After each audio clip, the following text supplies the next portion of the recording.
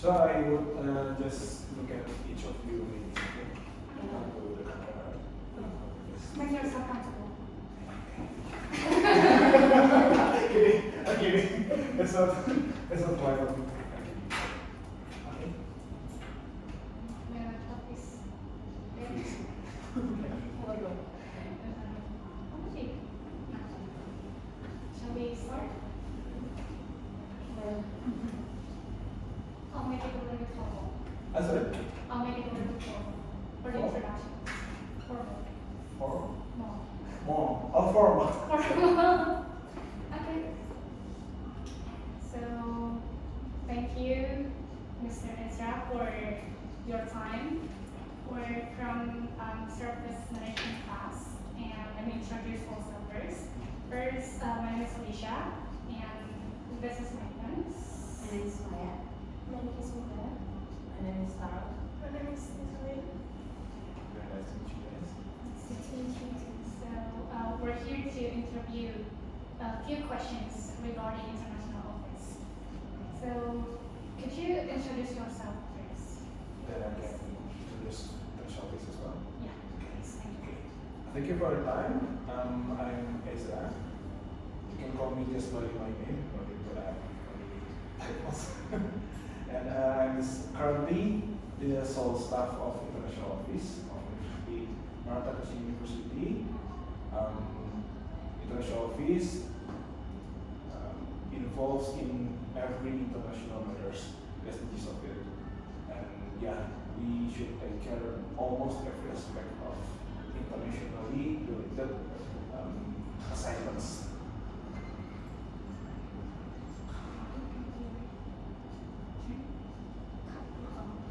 Sorry. What are the key services provided by International Office to international students? To international students, okay. Generally speaking, we have, for example, inbound international exchange program, like our friend Sarah from Say, and then, for example, from other partner universities such as Andaman University in Hayong, in Korea, and also outbound.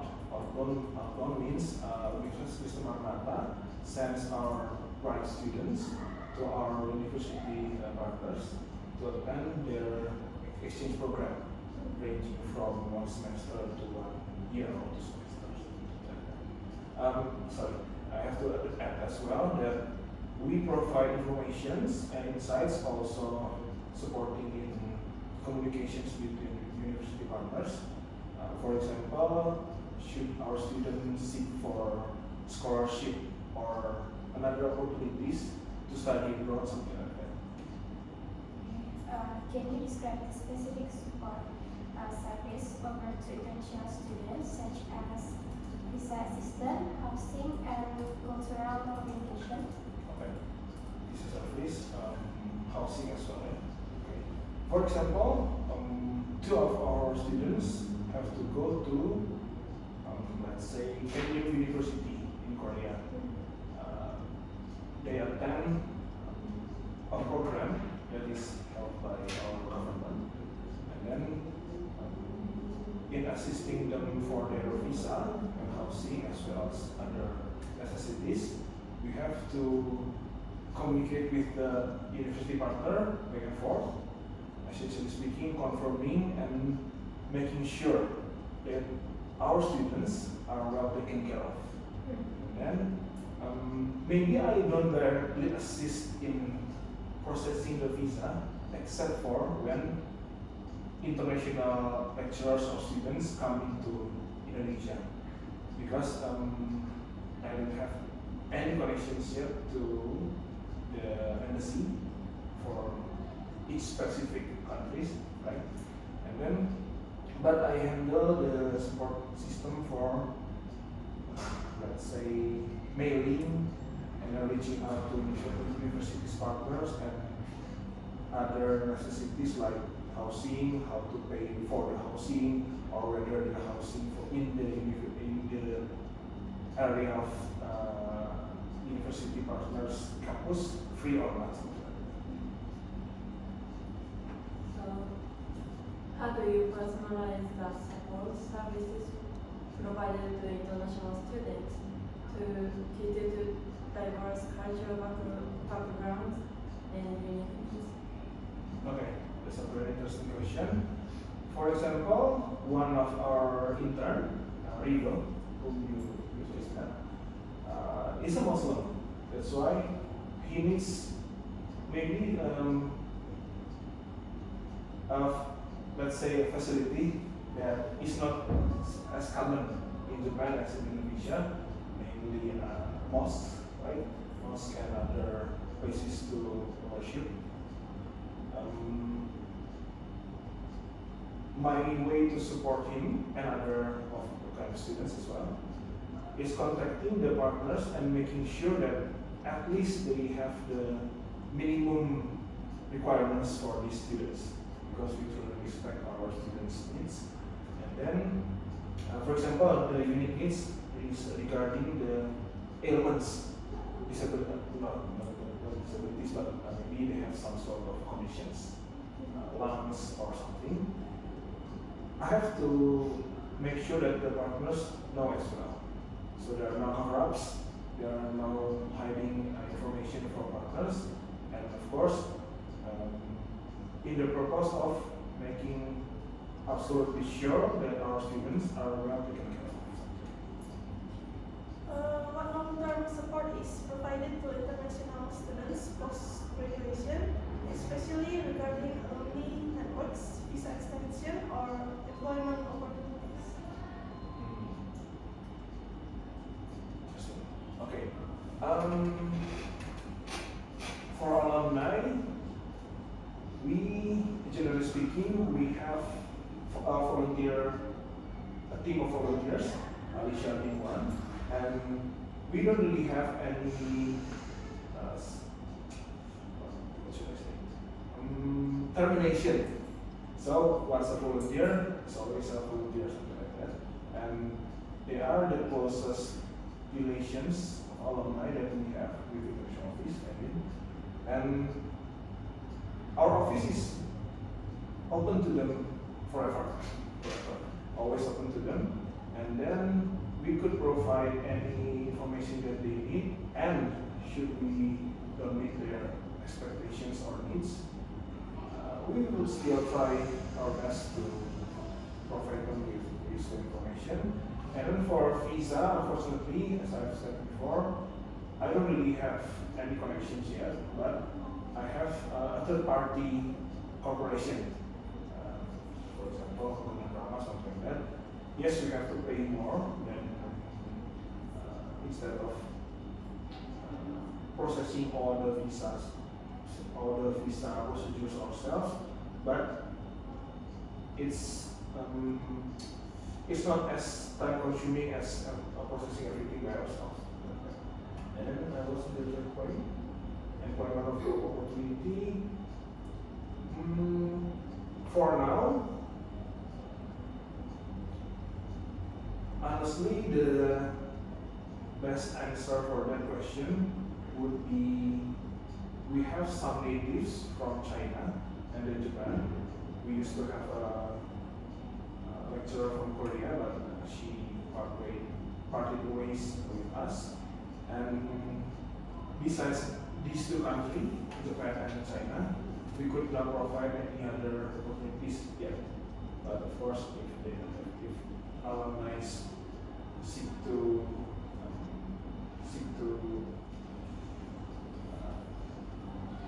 gather some information from us, they are welcome to consult with us. As you explained before, it's for Indonesian students, right? What if we see in international students' point of view? Like, is there any alumni network for international students? For example, in the past we have Daiki or Yongin, like we have some kind of group or something? Unfortunately, I have to say none yet. And that would be a great feedback instead of an inquiry. I think we should establish that kind of alumni network as soon as possible, but yeah, to answer that question, unfortunately, not working. How do you ensure that the needs of both international and exchange students are met? Okay. Maybe I'll answer it in two parts because there are the outbound. Outbound means our students. For example, I won't name the specific university, but one student from accounting went to Taiwan, and let's say she met some difficulties regarding curriculum. She took like two different courses, two different classes that turns out to be a specific, not identical, specific course. Maybe the university made some error or something like that. Error in the name, and it turns out it's the same specific course. I have to reach out to the international office of our partner and make sure the problem gets solved as soon as possible, because the students pay their tuition fee here, right? And it's not cheap by all means. So taking two same courses would be waste of money, right? Yeah, that's for outbound. That's one example from many support to our outbound students. And for inbound, for example, Sarah, I have to say that if Sarah feels like Sarah Hayong or they feel like there are some broken things in the dorms, for example, or for Kotoko that is staying in Isto, maybe she finds it not as ideal, not as comfortable as she expected.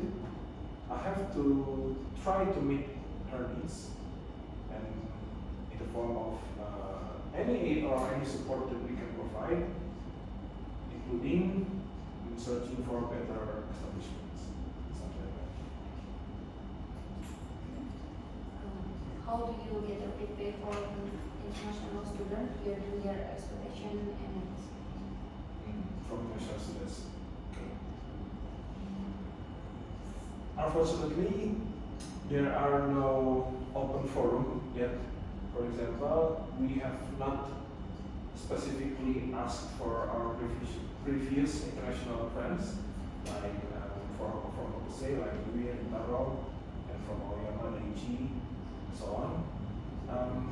We didn't really ask their feedback, but we should. Obviously, we should, and we will do that for Sarah and friends. And if they give any sort of feedback, including the hard pill to swallow ones, you know what I mean? I think that would be best for us to. I can't amend the situation for now, but we can certainly improve our services for the future international students, right? And that's the least thing that we could do. Have there been any notable difference between what students expect from the international office and what is actually delivered? If so, how do you address this gap? That's the question, and absolutely there is. I mean, some students expect to be provided with, for example, they have this mindset that international means worldwide, whole world. For example, they seek to attend student exchange program in America. Unfortunately, it's extremely difficult to reach out to partner to be in America and Europe, right? I hate to see their disappointed faces, but that's the harsh truth. And of course, what I can do is just tell them that unfortunately we are very limited right now. Sometimes I give them a brutally honest answer that I'm sorry for now, I'm alone. That's why. Of course, we will try our very best to provide the answers that they seek, or at least alternatives. But we can lie to them, and we will never do that, and we we can't always give them ideal answers. And sorry, the second part. If somehow do you address these gaps by providing them the best alternatives that we can offer. And at least I can open up some sort of information based on real experiences. For example, this student wants to work in Korea because he or she likes K-pop, for example.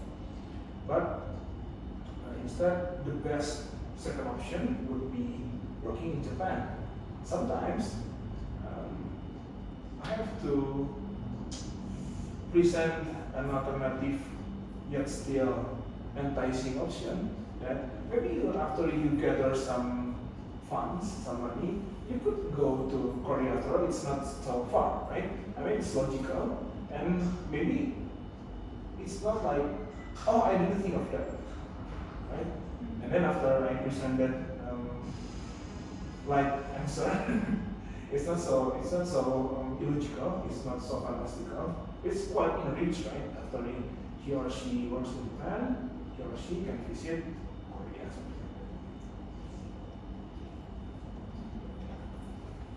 How do you develop and improve your service offerings? And is there a formal process or standard guidance or SOP in place? Okay.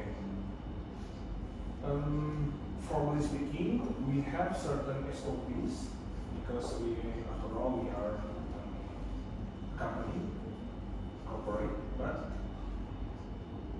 I think it's safe to answer that from our Indonesian ministry, rules and regulations change quite often. That's why we have to adapt, and we have to, sometimes the effort to adapt doesn't quite keep up with the making of new or updating the new SOPs, right?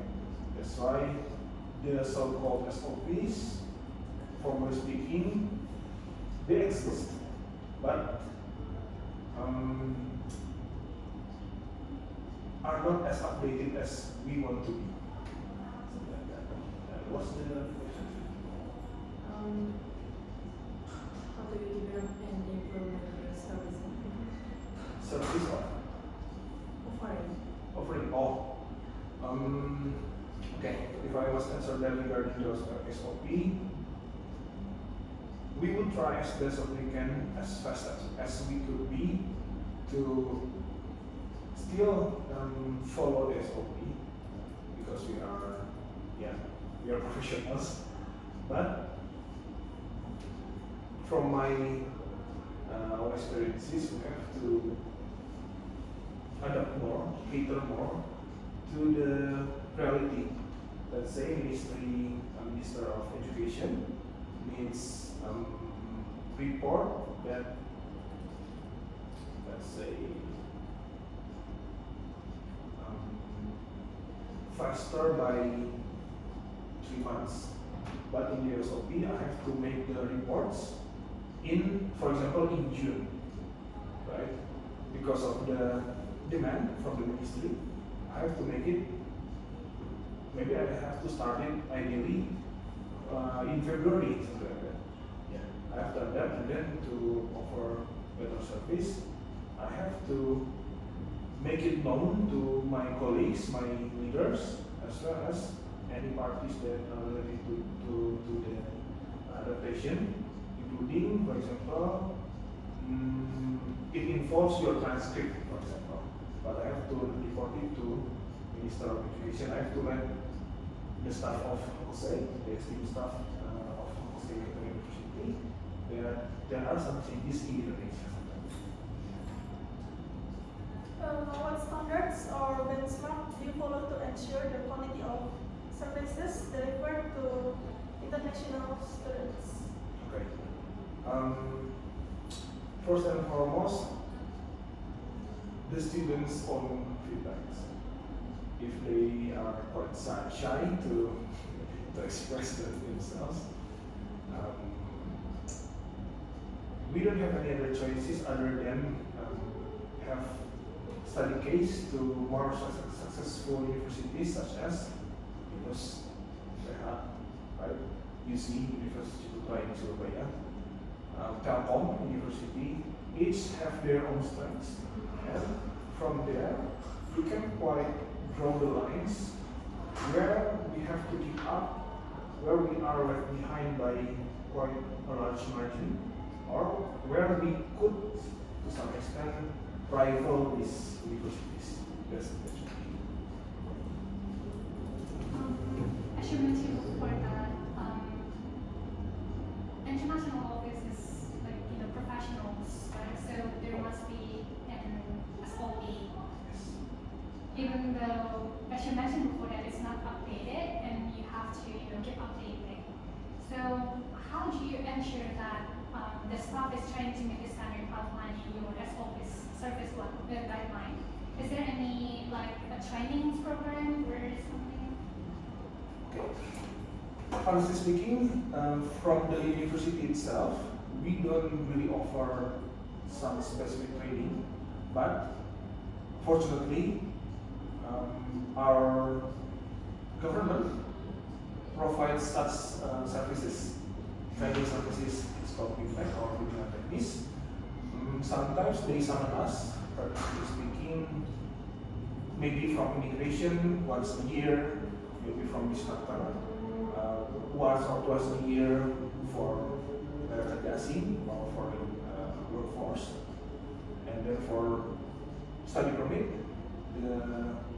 the government staffs also summon us, and because they have this quite complex but quite tiny system, the important events usually don't collide. Yes, also to answer your questions, Maranatha Christian University should offer specific training for these specific programs and skills. Maybe I would make these trainings myself for anticipation for when we have more staffs. But for now, we lean on the services from our company. So all the staff have to attend the. Yes. To answer your question briefly, we have to learn it by doing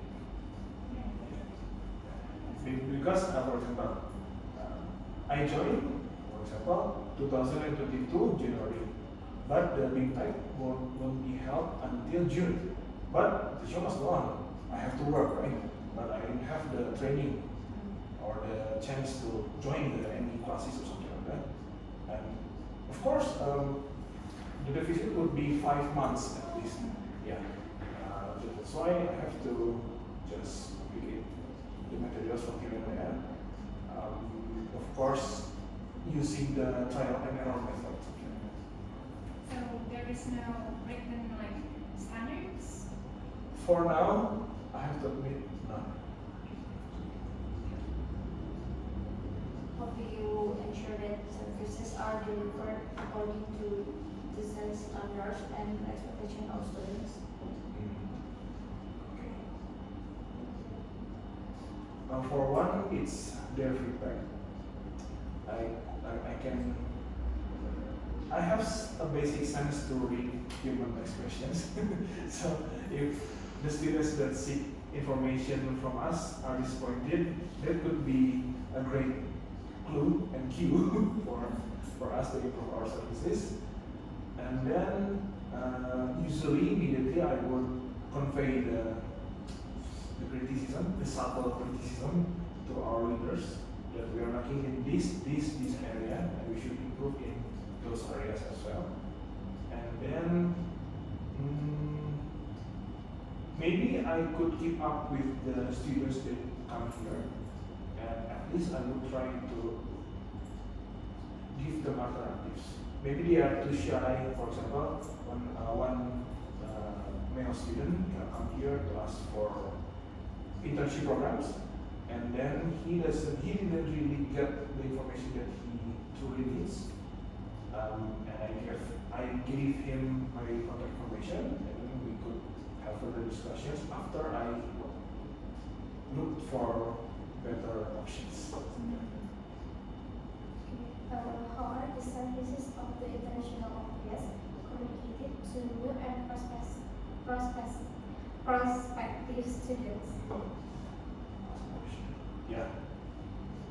Unfortunately, we have to. Sorry, I didn't mean that. I didn't mean to say unfortunately. Let's say we have these unit systems, right? We unfortunately don't handle the communication to our current students, potential students, or prospective or skilled students, as well as the very important alumni, which are plentiful. And we have to contact our Directorate of Students and Alumni, it's DKI in Indonesia, and we have to rely on them to convey the useful and critical news regarding anything, especially regarding chances for scholarships. For example, we have just established a cooperation with Monash University, Indonesia, but it takes the roots from the Australia. So Australian one is ranked 36, 37 internationally. That's a huge achievement. And then, because we don't have the platform to announce this important information, we have to make sure that our directorate partner would provide would convey such crucial information to students as well as the alumni. Right? Or perhaps Instagram, right? Sorry? Instagram. Yeah, Instagram as well. That's a great point.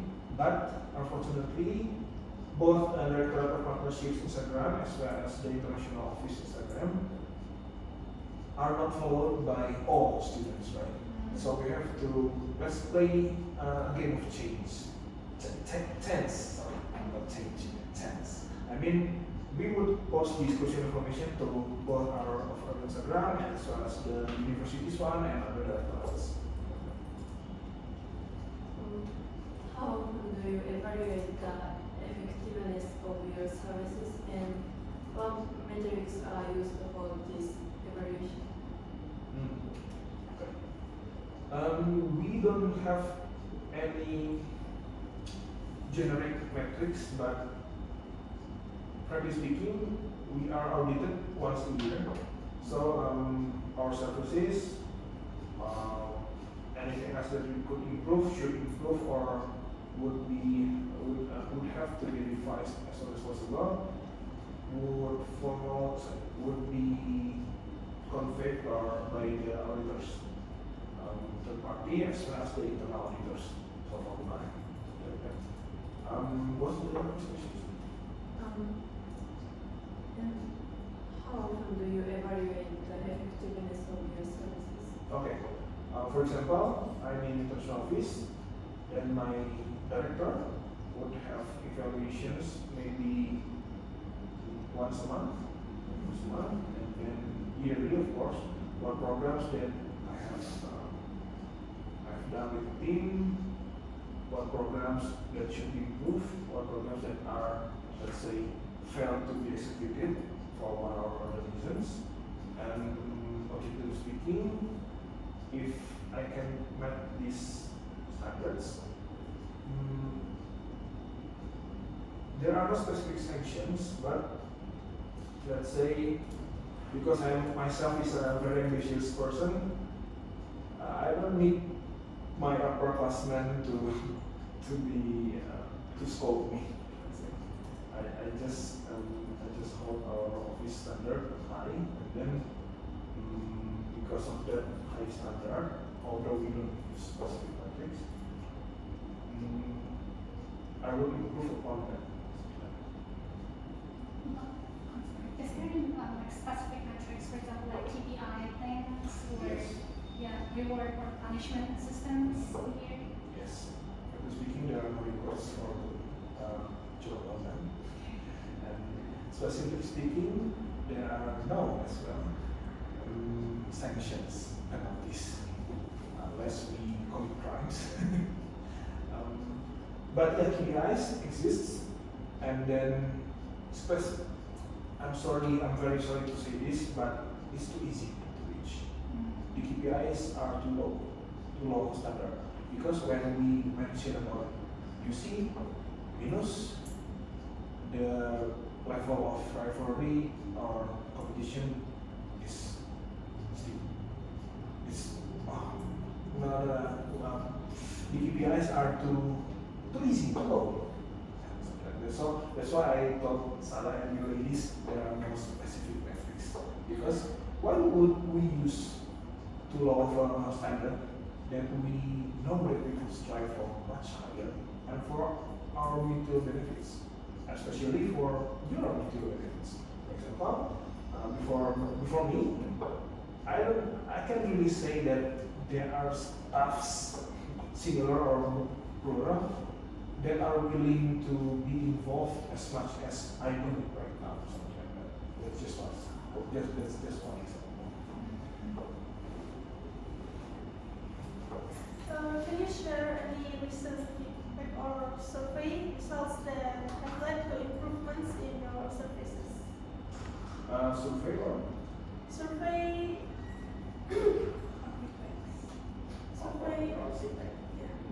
from anyone? I mean, professor, lecturers, or students specifically? Anyone? Anyone. Okay. Good. Okay.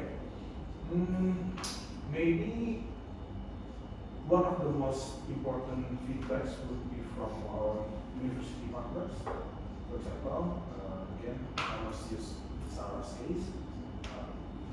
I am in contact with Ms. Sachiko Kato, National Office of Overseas. Let's say that this is just an example. Let's say that they have specific feedbacks, then those feedbacks would be our priority to be handled, right? And then, as important as the university partners' feedback would be you, students, right? For example, I was late. I'm sorry for that. I don't want to repeat that again. It's that simple, right? And then, let's say, our information, international office information, could not meet the expectation. That's a feedback, right? That's a very crucial critical feedback for us. And then I have to make sure the specific and extremely important feedback and matter and problem, should I say, doesn't get repeated. For example, I know that we cannot provide any and all services. For example, some students want to learn specific language, such as French. We don't have any affiliations other than IFI, Institution French Indonesia, right? But we don't have the lecturers here. So I have to offer the best alternative again, the best option. And then regarding feedback, the third feedback would be from my leaders. My leaders that apply as well to the international lecturers. Mandarin, AC Sensei, and then from before, from Korea, Miss Partner, something like that. Is there any further question? Questions? So, as we know that, hopefully in the future, the number of exchange students will be increased. So, is there any challenge that the international office may face if this number of international students increase? Yes. With our current condition, with a single staff, certainly. But we do have specific plan to increase the number because it's we need to up our NT, our standard, right? And then let's say we have this can-do attitude. We love challenges. We I mean collectively in this Directorate of Partnerships office, including international office. And what could we anticipate from that, from receiving so many international students, let's say 20 to 30 persons at the same time, or at least in close period? We prepare it way before, I mean at least 6 months, because we have to prepare for the study permit or izin belajar, and then student visas. And we have to, of course, for example, Parahimalang University seeks to send 30 students, for example, here. We have to prepare the dorm. What kind of dorm? What kind of facilities that they expect? What kind of cultural differences? For example, I don't know, maybe they are allergic to coconut milk, for example, right? They need some kind of specific medication, something like that. Yeah. So we have to prepare from way before the specific date of arrival, and then yeah, we don't want to give excuses, essentially speaking. We don't want to give excuses to anyone, especially to our partner universities.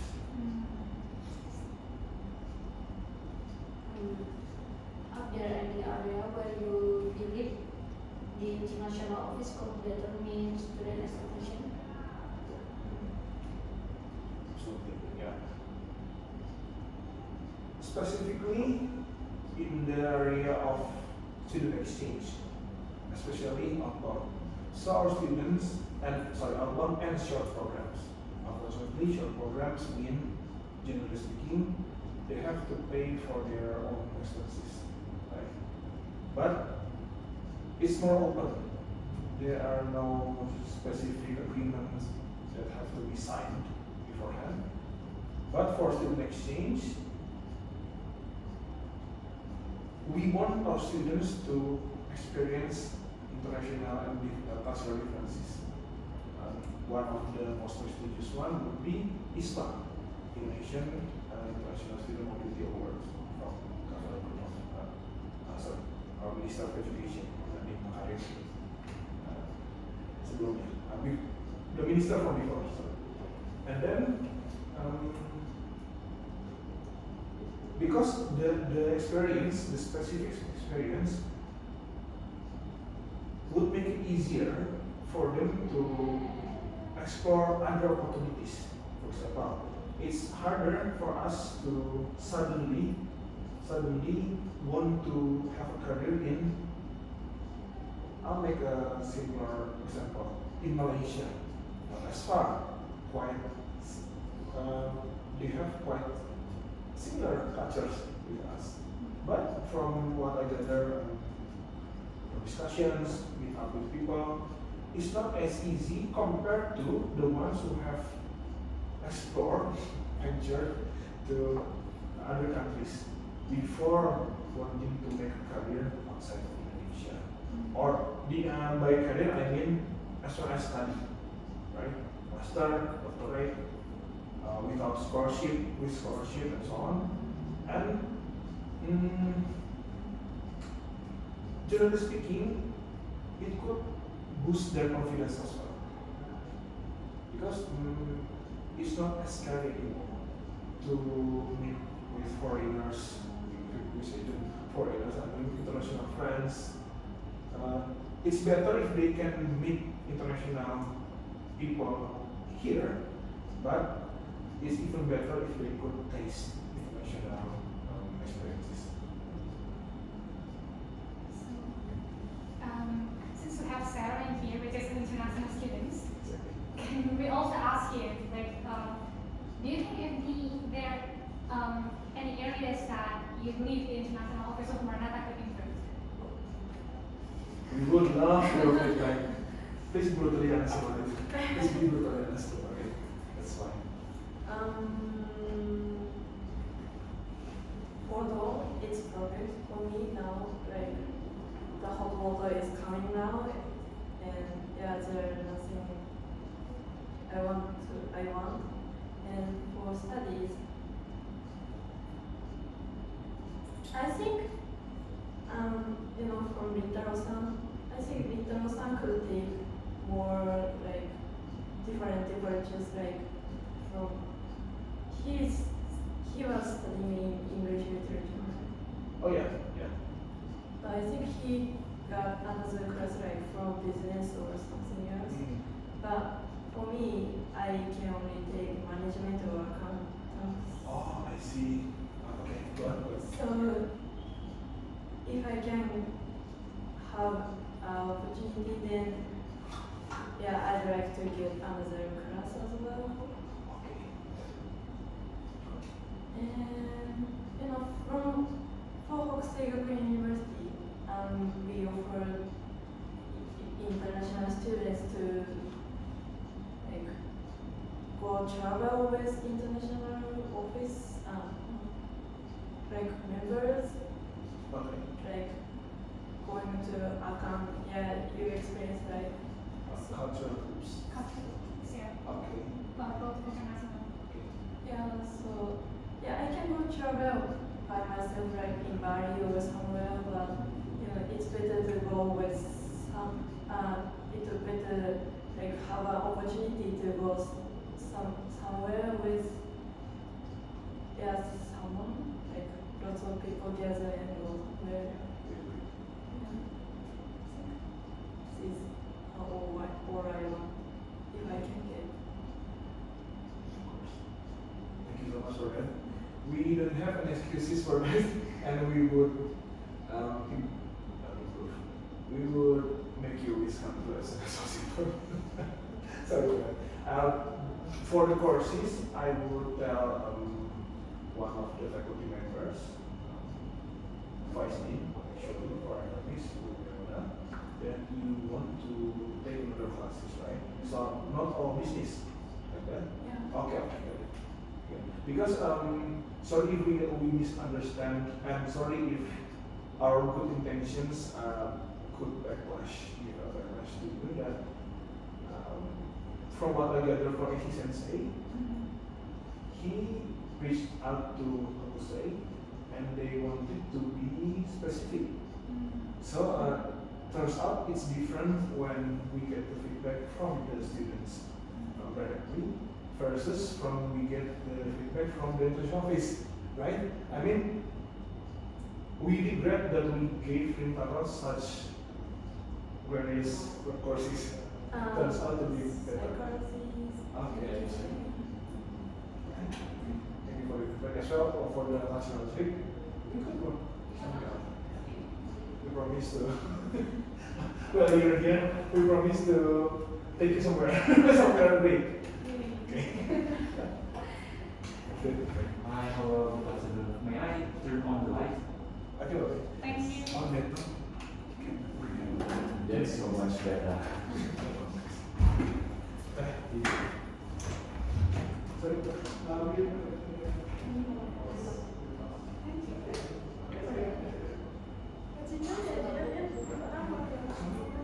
minum sama snack, ambil aja. Ya, kalau mau yang gelas botolan, kalau kurang nanti aku bilang. Terima kasih. Dia mau minta tambahan. Dari apa yang mengambil kelas beda jurusan itu? Terima kasih. But in the same faculty, jadi masih sama kelas. Kalau dulu, Rintaro was taking English, right? While he was psychology student. So I would say, too. Dia jurusan apa sih? Accounting. Accounting, right? Your majors. Ayun. Tadi dia bilang apa? Air panasnya udah jalan sekarang. Jadi sebelumnya It wasn't working, the hot water. It's working, but used to. Now I couldn't use hot water. aku kadang agak ada aksennya. Iya. Iya aku dari tadi dari baca gitu.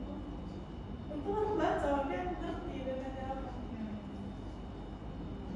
Berarti gimana kalau we close the interview? Can you close the interview, please? Because I open it. Thank you. Please. Okay, my closing prayer. Thank you for answering our questions. Thank you for having us here.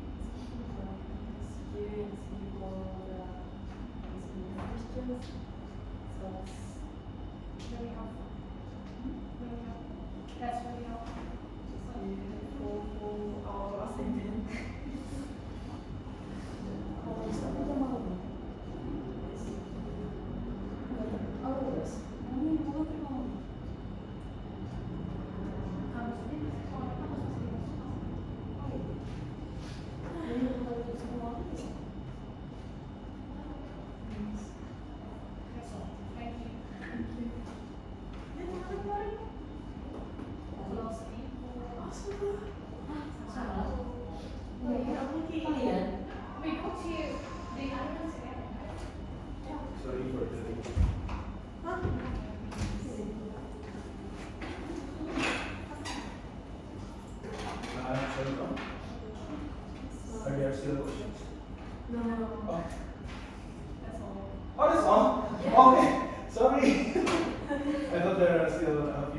questions. Okay. Any other questions or feedback? All really good. Yeah, it's all Okay. good. So thank you for having us, and thank you for taking time, and thank you for answering our questions. That's all our interviews. So thank you. Thank you so much. That's really Sorry for lacking in some areas. Oke, kedepannya bakal ada tim sana atau udah sekali banget? Mulai. Mau dong? Tapi ya kesempatannya teman-teman, kalau misalnya ada apa-apa, barangkali kan tadi kan kepikiran terus ada teman-teman waktu internasional film orangnya banyak gitu kan, jadi relax gitu kan barangkali ya, barangkali gitu. Silakan aja nanti sini ya karena mungkin aku nggak bisa bilang karena sama. Sorry Sarah, I'm using Indonesian first. Aku nggak bisa bilang sama dengan direktur yang lain, but we are especially open for you guys because of our nature, volunteer team, interns and so on. Ya, kalau bisa aku info atau misalnya main-main ya Alicia gitu nggak apa-apa. Saya Siap. Siap. ada kelas lagi nggak tadi? Ada. Nggak ada. Ada guys. Ada. Kok ada? Kelas mau.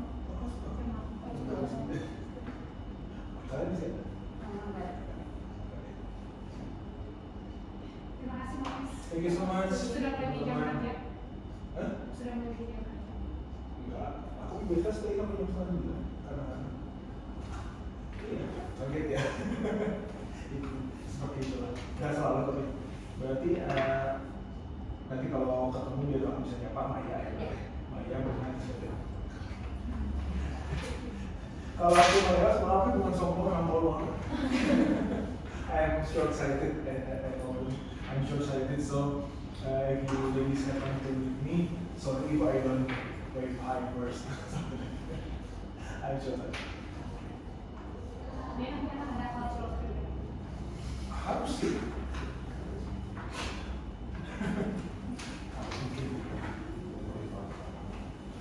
Di sana Kamu lulus masih bagus.